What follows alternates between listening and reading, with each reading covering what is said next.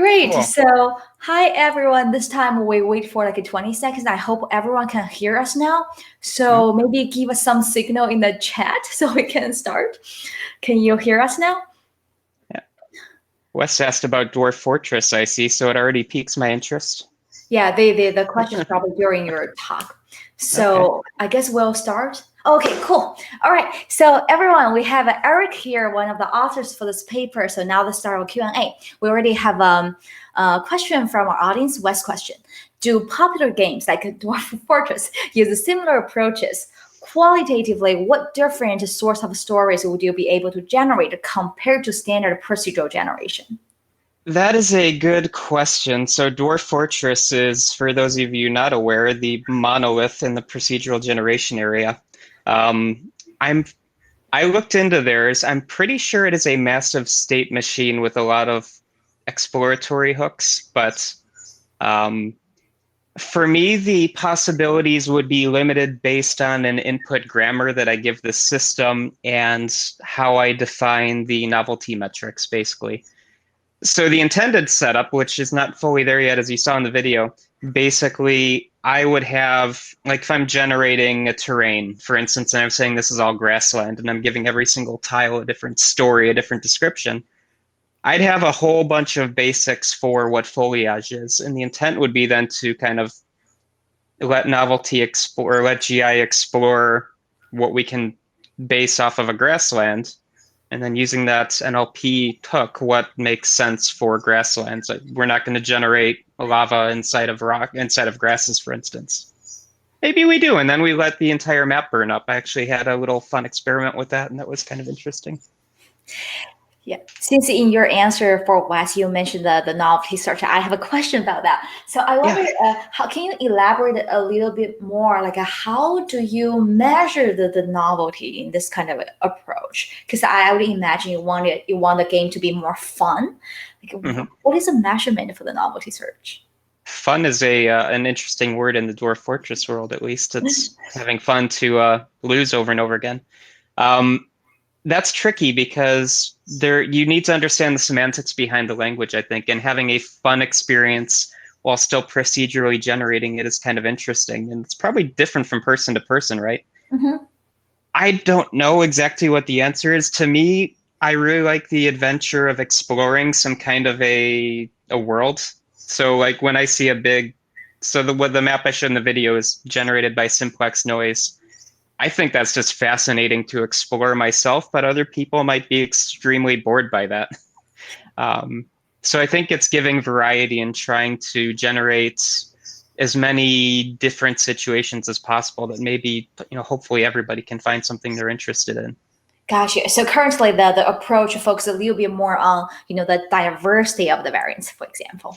To me, yeah. So that kind of goes in with Wes's second part of his question that I didn't answer. So compared to standard procedural generation, procedural generation in games is strictly just having a set of rules and creating something programmatically, right?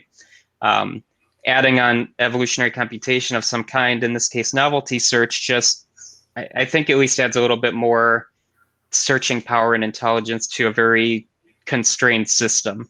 Now, the constraint could be like millions and millions of possibilities, but a little bit of intelligence for figuring out how those pieces can be put together a little bit more interestingly could be quite neat, I think.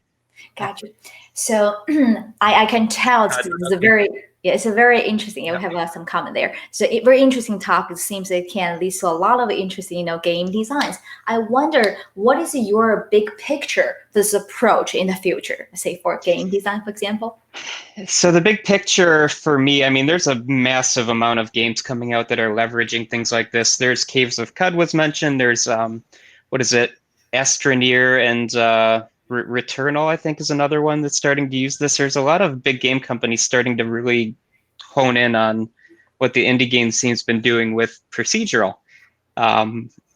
So basically, this is my way of doing fun work that is kind of a stress relief, is to write video games, and trying to bring in GI I thought was going to be kind of a fun spin.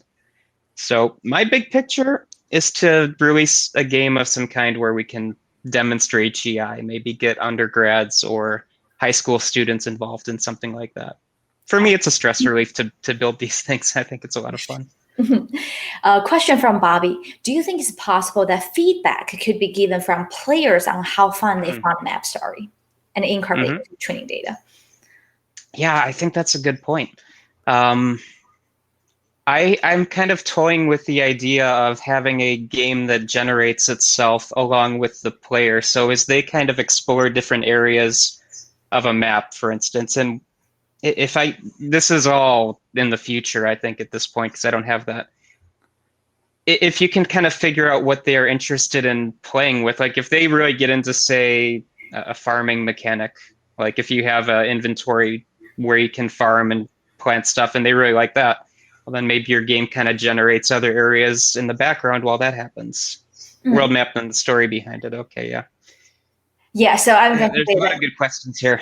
Yeah, Wes' question is kind of relevant before. Could you make a synthetic testing agent that can find holes in game story or give a quality score so it is predictive of human player opinions? Like fun. Okay, yes. So the other thing that I didn't talk about, there's a story generator framework called Tracery, and there's another one called Rita, which are both very interesting. They kind of go that route of trying to put together cohesive narratives, cohesive stories.